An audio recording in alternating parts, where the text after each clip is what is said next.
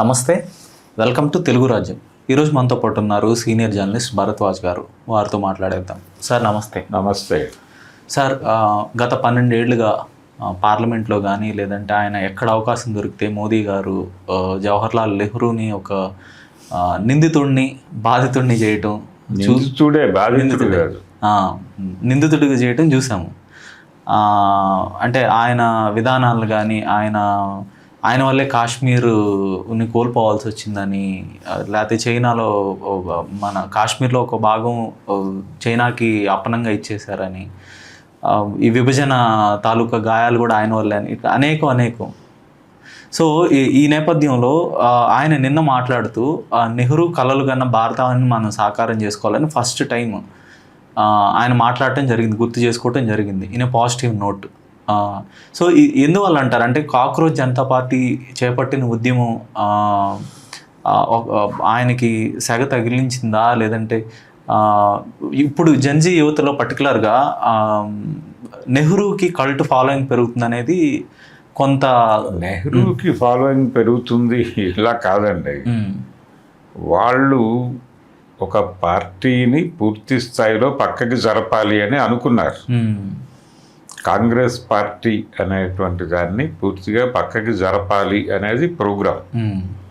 ఈ ప్రోగ్రాంలో భాగంగానే వాళ్ళు 77లో జనతా పార్టీని నిర్మించింది కూడా వీళ్ళే. అవును, జనసంఘ్ జనతా పార్టీ అనేది అది జయప్రకాష్ నారాయణ గారి మానసపుత్రిక అని చాలామంది అనుకుంటారు, కానీ అది తప్పు. ఓకే. అప్పుడు కాంగ్రెస్ పార్టీ మీద తీవ్రమైనటువంటి వ్యతిరేకత ఉంది జనంలో. అంటే నిర్బంధం విపరీతంగా నడిచినటువంటి ఎమర్జెన్సీ తాలూకా అనుభవాలు ఉన్నాయి. ఈ అనుభవాలలో నుంచి పుట్టిన ఆవేదనని ఛానలైజ్ చేసి ఒక జాతీయ ఉద్యమంగా మార్చి కాంగ్రెస్ పార్టీని అధికారం నుంచి దింపాలి అని అనుకున్నారు వాళ్ళు. అనుకుని మనం పూర్తి స్థాయిలో మన కాషాయం కనిపించకుండా కాంగ్రెస్ ఏం మాట్లాడుతోందో అదే మాట్లాడదాం మనం కూడా. అలా మాట్లాడే కొన్ని గొంతుల్ని తెచ్చి వాటిని ముందు పెట్టి వాటి వెనకాల కూర్చుని మనం డ్రామా నడపాలి అని మొరార్జీ దేశాయ్ని, జయప్రకాష్ నారాయణని, జార్జ్ ఫెర్నాండెజ్ని ఇలాంటి వాళ్ళందరినీ పోగేసి వాళ్ళని ముందు పెట్టి అసలు మొత్తం డ్రామా వెనకాల ఉన్న సూత్రధారులు వీళ్ళే. వీళ్ళు ఈ కాంగ్రెస్కి ప్రత్యామ్నాయంగా ఐక్య సంఘటన అనే పేరుతో ఆ ప్రకటన జయప్రకాష్ నారాయణతోనూ మొరార్జీతోనూ ఇప్పించటం ద్వారా సిపిఎం పార్టీని కూడా తీసుకొచ్చి దానిలో పెట్టారు. ఇది స్టోరీ. కాబట్టి ఆ రోజు నుంచి వీళ్ళ ప్రయత్నాలు నడుస్తూనే ఉన్నాయి. అయితే వీళ్ళని సస్టైన్ చేయలేకపోయారు. అధికారం వచ్చేసింది వాళ్ళకి. వచ్చిన తర్వాత వీళ్ళ జగ్జీవన్ రామ్ని ప్రధాని చేయాల్సినటువంటి ఒక అనివార్యత ఉండింది. కానీ వీళ్ళ స్కీమ్లో అది లేదు. అట్నుంచి పెరుగుతున్నటువంటి వాళ్ళు అంటే ఇది ప్రజా విజయంగా భావించి వీళ్ళ ప్రోగ్రామ్ ఒకటి ఉంటుంది కదా, వీళ్ళ హిడెన్ ఎజెండా. ఆ ఎజెండాని ముందుకు తీసుకెళ్ళటం కన్నా వాళ్ళ సొంత అభిప్రాయాలతో ప్రభుత్వాన్ని నడిపే ప్రయత్నం చేశారు. మొరార్జీ గారు మిగిలిన వాళ్ళు కూడా. అది వీళ్ళు యాక్సెప్ట్ చేయరు కదా న్యాచురల్గా. ఈ గందరగోళం మధ్య చీలికై అది అలా విఫల ప్రయోగంగా మిగిలింది. దాని నుంచి తీసుకున్న గుణపాఠమే ఇలా కాదు, మనం మన ఓట్ బ్యాంక్ని మన పద్ధతిని మనం డిజైన్ చేసుకోవాలి. ఈ సంతుష్టీకరణ అనే కాంగ్రెస్ పార్టీ ప్రతి విధానాన్ని మనం అటాక్ చేయాలి. మనం అటాక్ చేయటం కాదు, జనంతో తిట్టించాలి అని అనుకున్నారు. అనుకుని హిందూ మత ప్రమాదం, హిందూ మత పరిరక్షణే మన ధ్యేయం అనే పేరుతో అద్వానీ గారు ఆయన ఆ జనతా పార్టీ నుంచి బయటకు వచ్చి భారతీయ జనతా పార్టీ అని పెట్టిన తర్వాత వాళ్ళు మొదలుపెట్టిన మొదటి కార్యక్రమం అంటే జాతీయ స్థాయిలో మొదలుపెట్టిన మొదటి కార్యక్రమం ఏకాత్మతా యజ్ఞం. ఓకే. ఏకాత్మ అంటే ఒకే ఆత్మగా మార్చటం హిందువులందరినీ. అంటే ఓట్ బ్యాంక్ కన్సాలిడేషన్నే ఆయన వేదాంత భాషలో ఏకాత్మ అన్నాడు. ఓకే. ఈ ఏకాత్మత యజ్ఞం పేరుతో మీటింగులు జరిగి ప్రతి ఊరు తిరిగాడు ఆయన. తిరిగి నేను ఒంగోలులో ఒక వారి సభకి హాజరయ్యా అనుకోకుండా. హాజరై అసలు ఈ గొడవ ఏంటో చూద్దామని నేను అప్పుడు స్టూడెంట్ని వెళ్ళి కూర్చుని విన్నాను. ఏ సంవత్సరం సార్ అది? 81 ఆ టైంలో జరిగింది.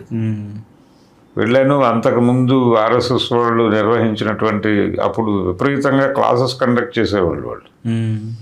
అలాంటి ఒక క్లాస్కి కూడా నేను అటెండ్ అయ్యా. అసలు ఏం మాట్లాడతారు వీళ్ళు అని. ఓకే. అంటే అవన్నీ ఒక పిక్చర్ అర్థమైంది. వీళ్ళు చాలా అగ్రెసివ్గా వీళ్ళు హిందూ మతం ప్రమాదంలో ఉంది అనే కార్యక్రమం నుంచి ఈ ఓట్ బ్యాంక్ కన్సాలిడేషన్ రాజకీయాల్లోకి వెళుతున్నారు అనే పిక్చర్ అయితే అర్థమైంది. ఓకే. అలా మొదలుపెట్టి వ్యవసాయం చేయటం మొదలుపెట్టారు. సక్సెస్ అయ్యారు.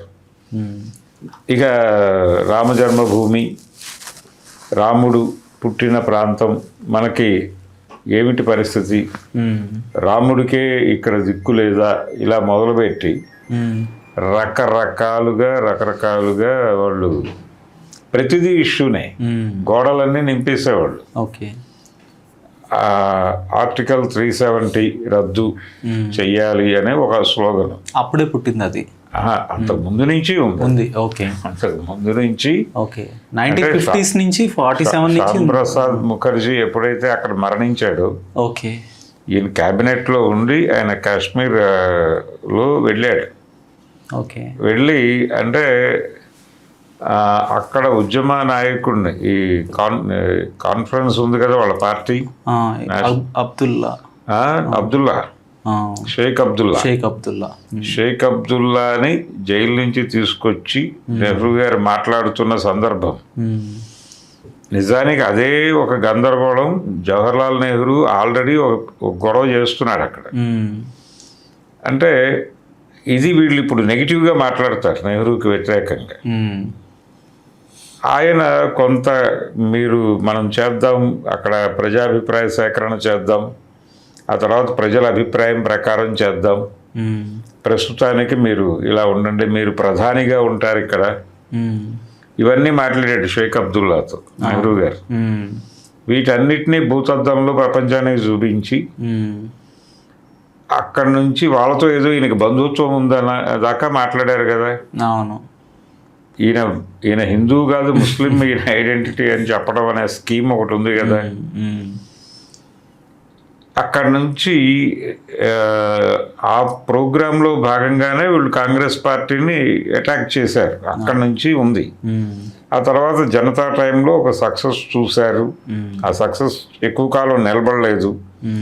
అది అయిపోయిన తర్వాత మనం రూటెడ్గా మన పని మనం చేస్తే పని అయిపోతుంది అనుకున్నారు.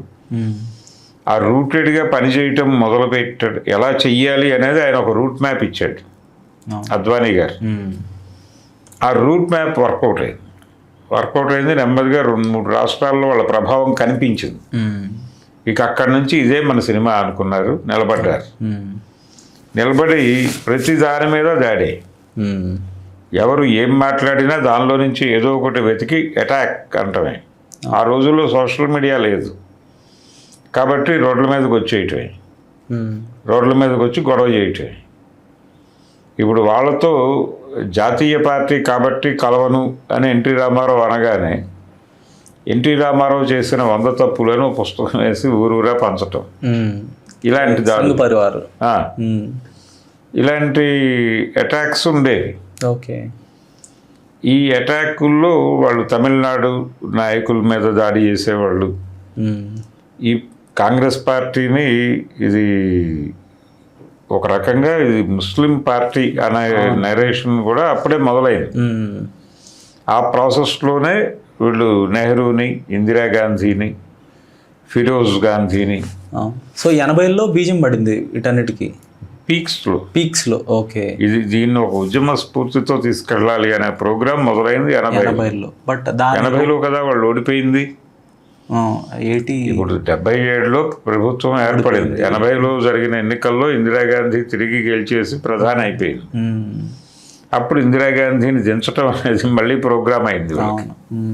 ఈసారి ఈ ప్రయోగం వద్దు అనుకున్నారు, మనం వేరే డిజైన్తో వెళ్ళాలి అనుకున్నారు. ఆ డిజైన్ మొదలు పెట్టారు. రామ జన్మభూమి నెమ్మదిగా వచ్చింది.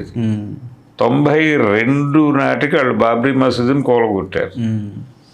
బాబ్రీ మసీదుని కూలగొట్టడం వెనకాల స్కీమ్ ఉంది.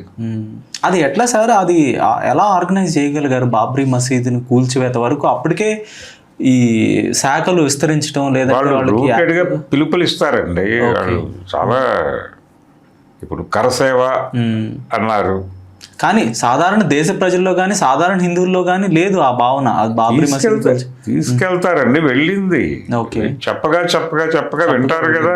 ఓకే, ఇప్పుడు ఉదారవాదం ఉండేది ఈ దేశంలో, ఆ ఉదారవాదాన్ని చంపుకుంటూ వెళ్ళారు వీళ్ళు హిందూ మతంలో. హిందూ మతంలో ఉన్న ఉదారవాదాన్ని చంపడమే ప్రోగ్రాం. అది చేస్తే వాళ్ళ బలం పెరుగుతుంది కదా ఆటోమేటిక్గా. అదే చూస్తున్నాం ఇప్పుడు మనం. ఇప్పుడు ఇంతకుముందు ఎవరైనా ఇంట్లో భోజనాల దగ్గర హిందూ మతానికి అంటే పక్క మతాన్ని తిడితే ఎంజాయ్ చేద్దామనే మూడ్లో ఉండేవాళ్ళు కాదు జనాలు. ఇప్పుడు పక్క మతాలను తిట్టడమే ప్రోగ్రామ్గా మార్చారు వీళ్ళు.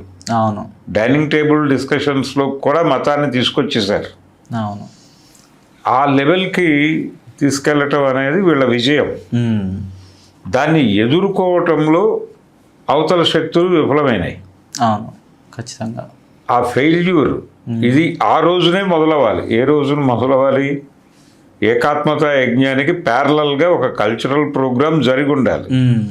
ఆ కార్యక్రమం ఈ ప్రమాదాన్ని ముందుగా గుర్తించింది పీపుల్స్ వార్ పార్టీ. ఓకే, గుర్తించి ఏకాత్మత యజ్ఞం గురించి మొదట మాట్లాడింది వాళ్ళే. గుర్తుండేదైతే ప్రపంచానికి గద్దర్తో ఒక పాట రాయించి పాడించారు ఊరూరా.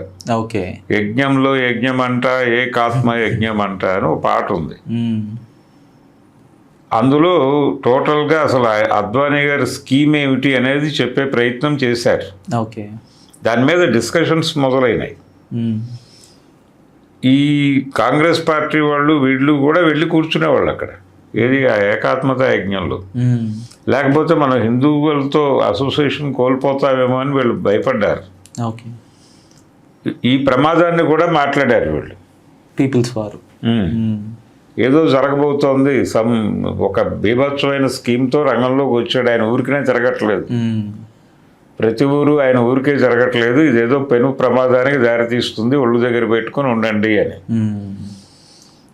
కాబట్టి ఆ ప్రమాదమే ఇప్పుడు వచ్చేసింది మన మీదకి. వీళ్ళు కాంగ్రెస్ పార్టీ ఇంటిగ్రిటీని రోడ్డు మీద పెట్టడం, అసలు కాంగ్రెస్ పార్టీ పుట్టుక దగ్గర నుంచి మాట్లాడటం, దానికి అవకాశం ఉంది మాట్లాడటం. ఇప్పుడు కమ్యూనిస్టులు కూడా కాంగ్రెస్ పార్టీ మీద వేల విమర్శలు పెట్టారు, అందులో నుంచి కూడా కంటెంట్ తీసుకుని మాట్లాడేస్తారు.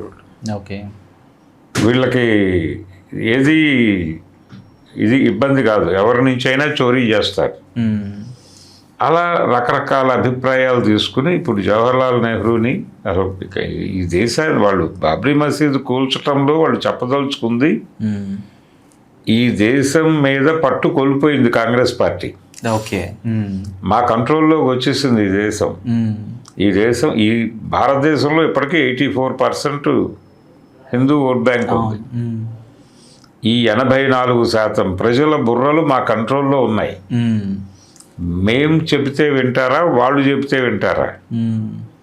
కాబట్టి మీరు ఎవరితో కమ్యూనికేట్ కావాలో నిర్ణయించుకోండి అని ప్రపంచ కార్పొరేట్లకి పిలుపునివ్వటం కోసం ఒక పెద్ద శబ్దం చేయాలి. ఓకే, ఆ పెద్ద శబ్దమే బాబ్రీ మసీదు కూల్చివేత.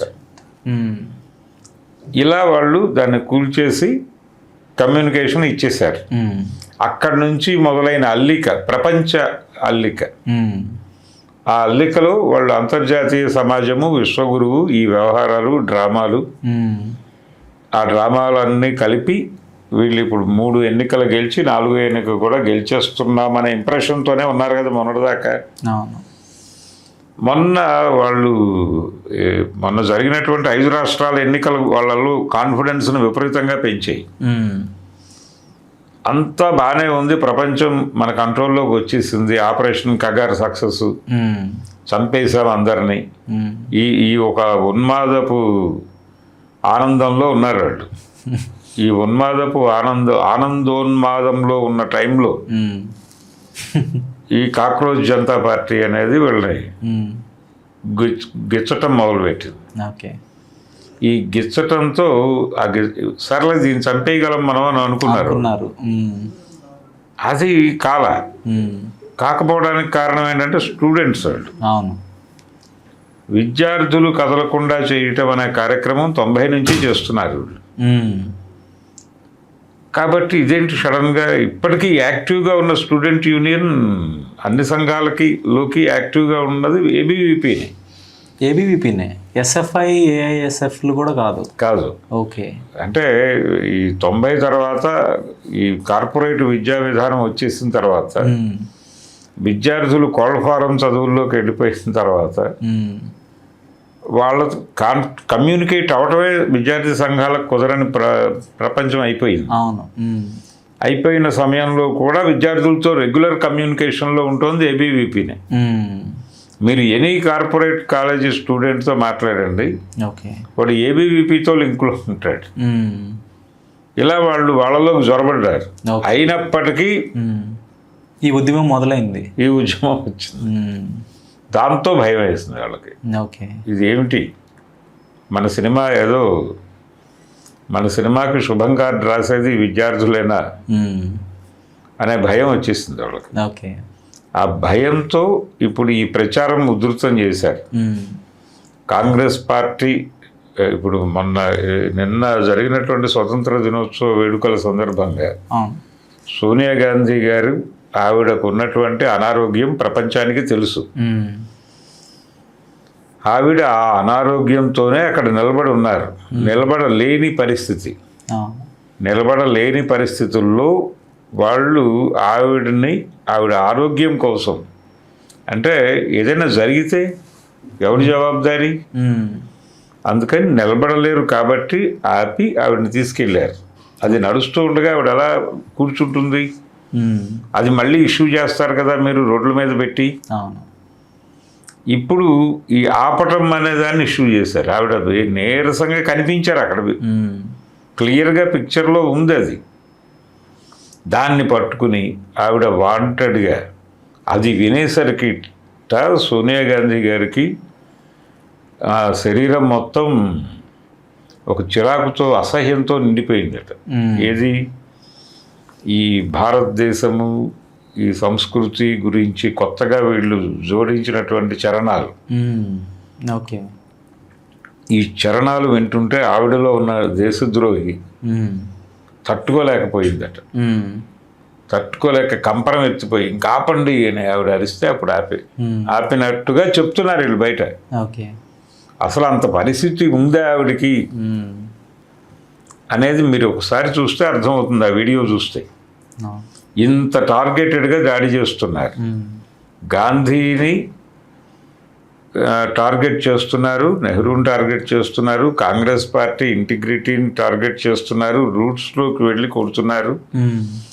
కమ్యూనిస్టులు గతంలో చెప్పిన అనేక విషయాలను పట్టుకొచ్చి వీళ్ళు వాడేసుకుని చెప్తున్నారు.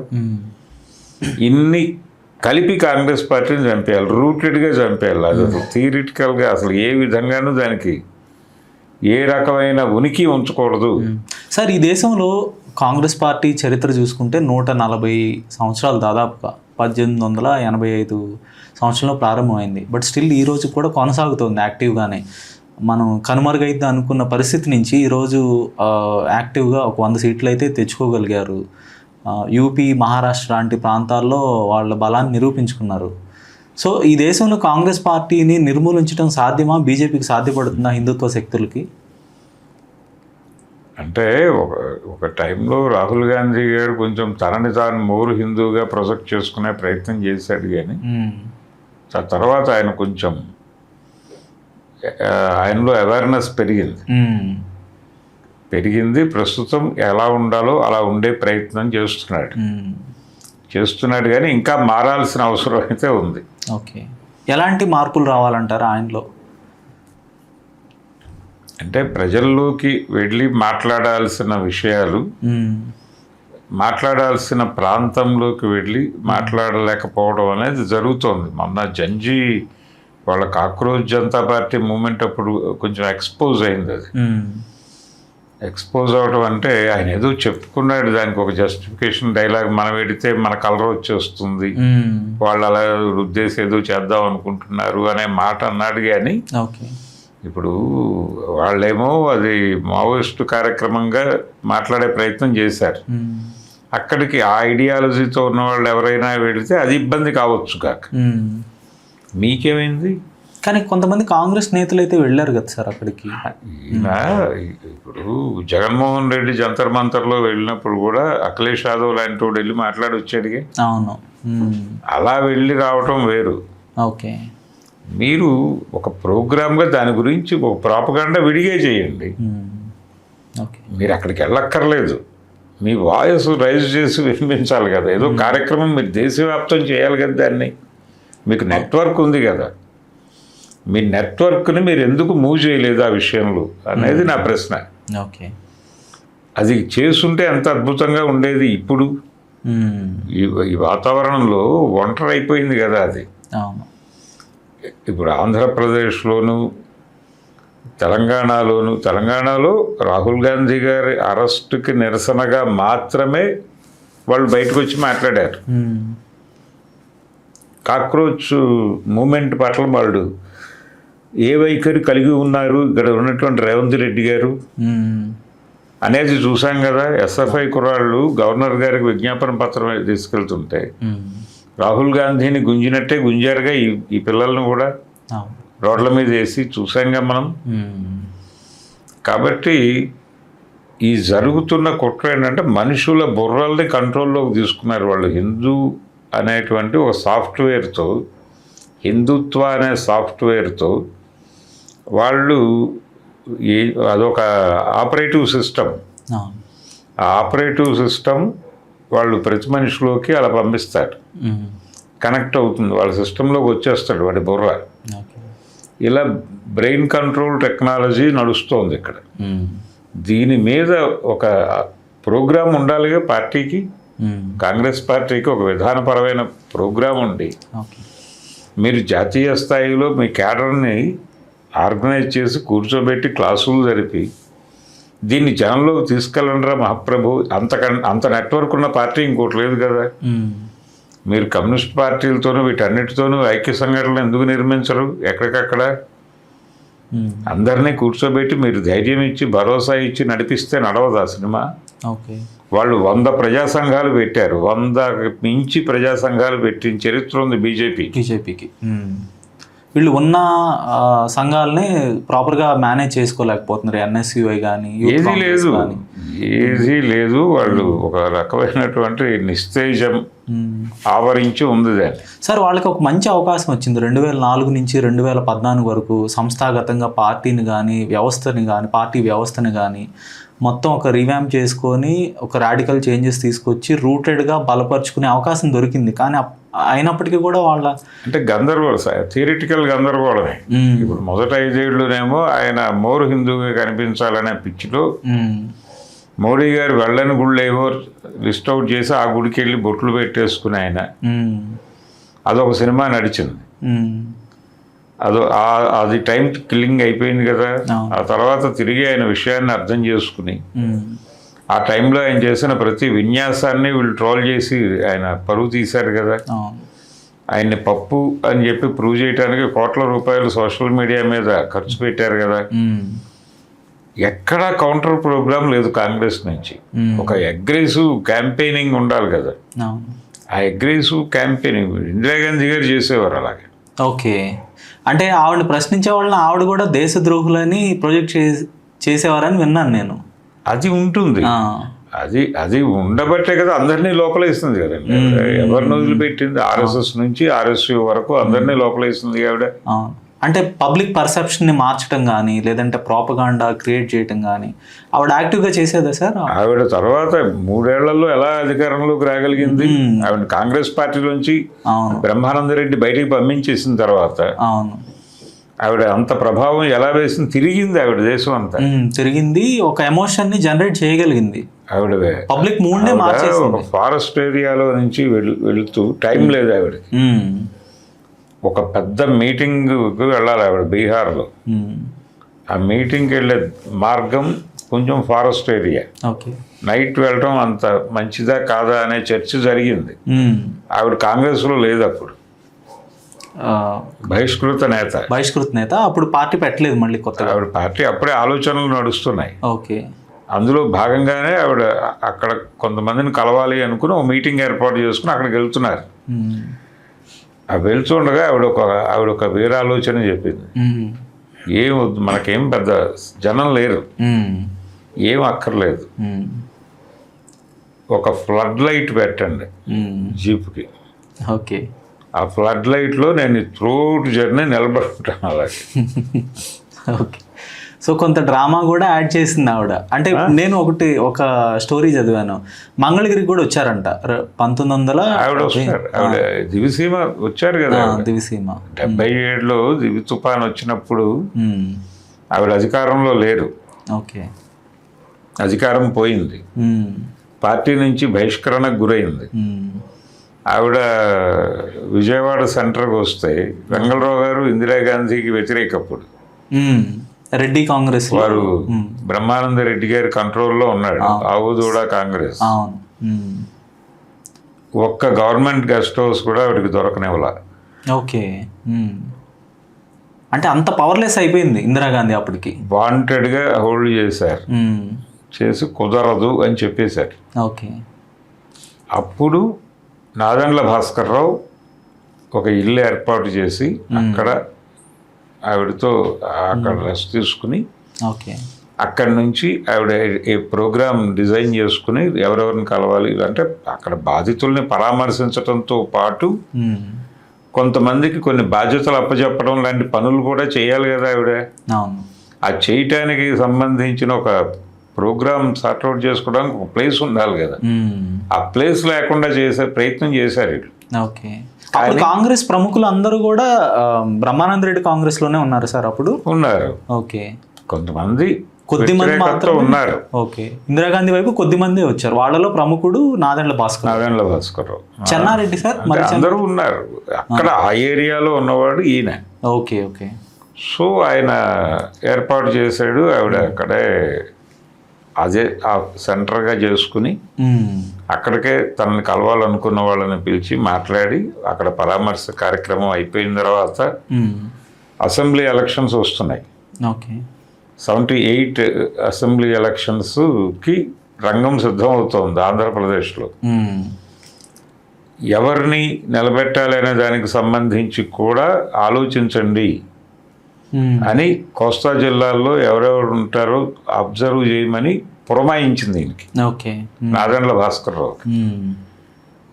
ఒకవేళ గెలిస్తే నేనే సీఎంనేమో అనే ఒక డ్రీమ్లో వెళ్ళిపోయే లెవెల్లో ఆవిడ మాట్లాడారు నాదెండ్ల భాస్కర్ రావుకి. ఆయన ఆ డ్రీమ్స్లోనే ఉన్నాడు బాబు. అలాంటి ఆవిడ ప్రతి ఒక్కరితోనూ మాట్లాడింది. పార్టీలో అంతకుముందు ఆవిడ నేతృత్వంలో ఉన్న పార్టీ మీద అసంతృప్తి ఉన్న వాళ్ళతో కూడా మాట్లాడింది. సార్ అంటే 1978లో జరిగిన ఎన్నికల్లో కాంగ్రెస్ పార్టీ, ఇందిరా కాంగ్రెస్ పెద్ద ఎత్తున విజయం సాధించడం, జనతా పార్టీని తర్వాత జనతా కాదండి, ఇక్కడ ఆంధ్రప్రదేశ్ నుంచే మొదలైంది అది. ఆంధ్రప్రదేశ్లో ఆవుదూడ కాంగ్రెస్ గెలిచింది. హస్తం కాంగ్రెస్కి ఆవుదూడ కాంగ్రెస్కే యుద్ధం. అవును. జనతా పార్టీ ఉంది కానీ ప్రధాన యుద్ధం రెడ్డి కాంగ్రెస్కి ఇందిరా కాంగ్రెస్కి మధ్య. అయితే జనతా పార్టీ కూడా కొన్ని సీట్లు గెలుచుకోగలిగింది ఈ యుద్ధం వలన. అంతకు ముందు జరిగిన పార్లమెంట్ ఎలక్షన్లో సంజీవ్ రెడ్డి ఒకటే గెలిచాడు. అవును. 77 ఎన్నికల్లో మిగిలిన అన్ని కాంగ్రెస్ స్వీప్ చేసింది. ఉత్తరప్రదేశ్లోనేమో క్వైట్ రివర్స్, మొత్తం ఏదైనా ప్రపంచం అంతా ఏదైనా కావచ్చు. ఆంధ్రప్రదేశ్లో జరిగింది. 78లో జరిగిన అసెంబ్లీ ఎలక్షన్లో జనతా పార్టీ చెప్పుకోదగిన సీట్లు గెలుచుకోగలిగింది. 60 స్థానాల వరకు గెలుచుకున్నట్టు. కాబట్టి ఆ యుద్ధంలో బ్రహ్మానంద రెడ్డి ఏ రాష్ట్రానికి చెందినవాడో ఆ రాష్ట్రంలోనే అతనికి వేటేశారు. అది సక్సెస్. అవును. దీని తర్వాత పార్లమెంట్ ఎలక్షన్లో ఆవిడ 80లో మెదక్ నుంచి పోటీ చేశారు. హస్తం కాంగ్రెస్కి అప్రతిహతమైనటువంటి విజయం, ఆవిడ ప్రధాని అయిపోవడం, ఈ కార్యక్రమాలు జరిగినాయి. అప్పుడు వాతావరణం. హస్తం గుర్తుతో ఫస్ట్ కాంగ్రెస్ పార్టీ పోటీ చేసిన ఎన్నిక ఆంధ్రప్రదేశ్ ఎన్నిక అని చెప్తుంటారు. కరెక్టేనా? ఓకే. 1978 assembly election. యాక్చువల్గా ఆ టైంలో పార్లమెంట్కి వెళ్ళడానికి కర్ణాటక చిక్మంగళూరు నుంచి ఒక ప్రయత్నం చేశారు. వీరేంద్ర పాటిల్ని నిలబెట్టారు వాళ్ళు. ఓకే. జనతా నుంచి ఈవిడ నిలబడ్డారు. ఆవిడ గెలిచారు వీరేంద్ర పాటిల్ మీద. ఓకే. అదొక జాతీయ స్థాయి అటెన్షన్. జనాలందరూ నిద్రాహారాలు మానేసి రేడియోల ముందు కూర్చున్నటువంటి ఒక సందర్భం. కాబట్టి అంటే నైట్ టీలు తాగుతూ ఆ వార్త ఏమొస్తుంది అని జనాలు అంత అటెన్షన్ పే చేశారు ఇందిరాగాంధీ గారి మీద. ఓకే. సో అది పరిస్థితి. అందుకని వీళ్ళు రూటెడ్గా కాంగ్రెస్ పార్టీని నిర్మూలించాలి. నిర్మూలించటం అనే ప్రోగ్రాంలో వాళ్ళకి చేతుల్లో ఉన్నటువంటి ఆయుధాలు, ఆ పార్టీ ముస్లిం అనుకూల పార్టీ అనేది అని చెప్పడానికి వాళ్ళ దగ్గర కొన్ని ఉన్నాయి ఆయుధాలు. వాటిని అవి పేలవమైనవి అయినప్పటికీ వాటిని విపరీతంగా వాడటం ద్వారా దానికి ఒక యాక్సెప్టెన్సీ తీసుకురావాలి అనేది వాళ్ళు జోరీగా ప్రచారమే. ఆ ప్రాపగండాను అడ్డుకోవటంలో ఇప్పుడు కాంగ్రెస్ విఫలమైంది, వస్తుంది. ఇప్పటికీ అదే జరుగుతుంది. దీన్ని అటాక్ చేయడానికి వాళ్ళు ఒక నెట్వర్క్తో దిగాలి కదా రంగంలో. అవును. రాడికల్ చేంజెస్ రావాలి. క్షేత్రస్థాయిలో వాళ్ళ సంఘాలను కూడా బలపరుచుకోవాల్సిన అవసరం ఉంది. వాళ్ళ సంఘాలను బలపరుచుకోవాలి. ప్రతి ఒక్క నాయకుడిని మోటివేట్ చేయాలి కదా, మాట్లాడాలి కదా. అవునవునవును. ఇన్స్పైర్ చేయగలగాలి. ఒక అచేతనంగా ఉన్నారు చాలా మంది, మాట్లాడగలిగిన మనుషులు ఉన్నారు కాంగ్రెస్ లో. ఏది ఇక్కడ కాదు, ఆంధ్రప్రదేశ్లో కూడా మాట్లాడగలిగిన నాయకులు ఉన్నారు. ఓకే. వాళ్ళని కొంచెం మీరు పర్సనల్ లెవెల్లోకి కాంటాక్ట్లోకి తీసుకుని మాట్లాడితే, ఇప్పుడు డాక్టర్ జి గంగాధర్ లాంటి వాళ్ళు ఉన్నారు కదా ఆ పార్టీలో, వాళ్ళు మాట్లాడతారు కదా. ఉన్నారు, జ్ఞానులే కదా. మోహన్ ఏదో మాట్లాడుతున్నాడు ఈ మధ్య, పల్లం రాజు గారు, ఇలా కొంతమంది కలరు. ఇప్పుడు కొద్దిగా గొప్ప ఆ కొలనుకొండ శివాజీ లాంటి వాడు, ఇలాంటి వాళ్ళతో మాట్లాడించవచ్చు కదా ఒక ప్రోగ్రాం పెట్టి. ఒక బహిరంగ సభ పాడో ఆర్గనైజ్ చేయొచ్చు కదా, హాల్ మీటింగ్స్ ఆర్గనైజ్ చేయొచ్చు కదా. కనీస స్థాయిలో వాళ్ళ అస్తిత్వాన్ని కూడా నిరూపించుకోలేకపోతున్నారు. ఎందుకు అంత నిస్తేజంగా ఉండాలి? కొంతమంది వాదన ఏంటంటే టీడీపీకి బి టీమ్ గా మారిపోయిందని కూడా ఒక వాదన. అది జరిగింది ఆల్రెడీ షర్మిల రూపంలో. అంటే అది చంద్రబాబు గారి వ్యూహం. ఆయన 2 కంపార్ట్మెంట్ల రైల్లో, ఒక కంపార్ట్మెంటు జనసేన, బీజేపీ, తెలుగుదేశం, ఇంకో కంపార్ట్మెంట్లో కొంత లెఫ్ట్ కొంత కాంగ్రెస్ని మిక్స్ చేసి ఆ రెండిటికి ఈయనే డ్రైవరు. అది అంటే బి టీమ్ అనేది నిజమే. అంటే ఆయన ఏ భ్రమ కలిగించాడు వాళ్ళకి? మీరు ఓడిపోవడం వలన జగన్కి వెళ్ళింది, మీరు జగన్ని ఓడించేస్తే, జగన్ అటాక్ చేస్తే యాక్టివ్గా, జగన్ ఓడిపోతే ఇమ్మీడియట్గా వైఎస్ఆర్సీపీ మొత్తం వచ్చేసి ఆంధ్రరత్న భవన్లోకి వచ్చి ఉంటుంది. మీకు ఆ తర్వాత ఆ చుట్టుపక్కల టీ కోట్లన్నీ హడావిడే అని చెప్పాడు. ఓకే. వాళ్ళు నిజమే ఒక్కడు రాలా. ఉన్న 11 సీట్లకు పడిపోయినా కూడా ఒక్క నేత కూడా వెళ్ళలేదు కాంగ్రెస్, ఎవరు రాలేదు. ఏమిటి పరిస్థితి ఇప్పుడు? అది ఆంధ్రరత్న భవన్ పరిస్థితి ఏంటి? ఎవరన్నా వెళ్తే మాట్లాడటానికి ఎవరన్నా ఉన్నారా? డీసెంట్ రోడ్ దగ్గర ఉంటుంది కదా సార్ ఆంధ్రరత్న భవన్. ఓకే. ఏమిటి అక్కడ పరిస్థితి? ఎవరు ఉండరు అక్కడ. కొంతమంది ఏమో అంతకుముందు వచ్చేవాళ్ళు కూడా రావడం లేదు. ఓకే. ఎందుకు రావడం లేదు? వచ్చి ఏం చేయాలి? అక్కడికి వెళ్ళి ఏం చేయాలి? నాతోనే అన్నారు 2-3. వెళ్ళి కనీసం కూర్చోవచ్చు కదా అంటే ఏం చేయాలి అక్కడికి వెళ్ళి అన్నాడు ఒక ఆయన. అది పరిస్థితి. అందుకని కాంగ్రెస్ పార్టీ ఆ కండిషన్లో ఉంది. దాన్ని పూర్తిగా చంపేయటానికి వాళ్ళు చాలా అగ్రెసివ్ క్యాంపెయిన్ చేస్తున్నారు. ఈ అగ్రెసివ్ క్యాంపెయిన్ అటాక్ చేయటం అనే ప్రోగ్రామ్ జరగటం లేదు. ఇప్పుడు లెఫ్ట్ పార్టీలు కొంత మాట్లాడుతున్నాయి, జాతీయ స్థాయిలోనే కాదు, ప్రాంతీయ స్థాయిలో కూడా వాళ్ళు మాట్లాడుతున్నారు. సిపిఐ, సిపిఎం, ఇతర ఎంఎల్ గ్రూపులు అందరూ ఏదో ఒక పద్ధతిలో ఇప్పుడు జరుగుతున్న అటాక్ కేవలం వాళ్ళు మాత్రమే చేస్తున్నారు.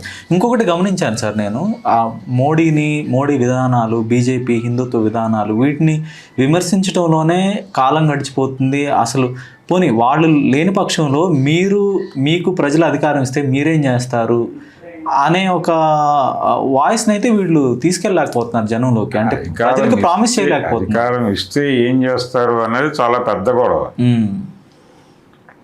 అంటే ప్రజల్లో ఒక ఆశలు అయితే కల్పించాలి కదా సార్, అప్పుడే వీళ్ళు చూస్తారు కదా. బీజేపీని అటాక్ చేయటంలోనే టైం అయిపోతుంది అంటున్నారు, కానీ జనం టైం ఇంకోలా అయిపోతుంది.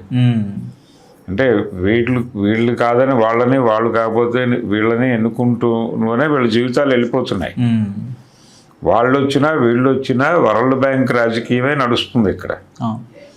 వరల్డ్ బ్యాంక్ ఆలోచన విధానానికి ప్రత్యామ్నాయ ఆలోచన విధానం నువ్వు మాట్లాడగలిగితే నువ్వు జనంలోకి వెళ్ళగలుగుతావు. మోడీ మాట్లాడుతోంది అదే. మోడీని వ్యతిరేకించటం అంటే అన్నిటిలోనూ నీకు వ్యతిరేకమైన స్టాండ్ ఒకటి నువ్వు డిజైన్ చేసుకోవాలి ముందు. కాంగ్రెస్ పార్టీ ఒక పొలిటికల్ జంక్షన్లో ఉంది. వాళ్ళ రాజకీయ విధానాన్ని పునర్నిర్వచించుకుని రూపొందించుకోవాల్సిన అవసరం ఉంది. అది జరిగితే మాత్రమే బాగుపడుతుంది అది.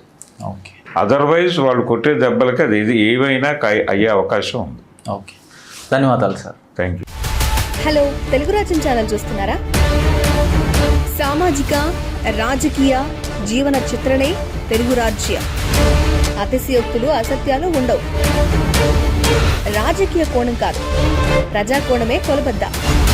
తెలుగు రాజ్యం వీక్షణ మీ ఉత్తమ అభిరుచికి నిదర్శనం.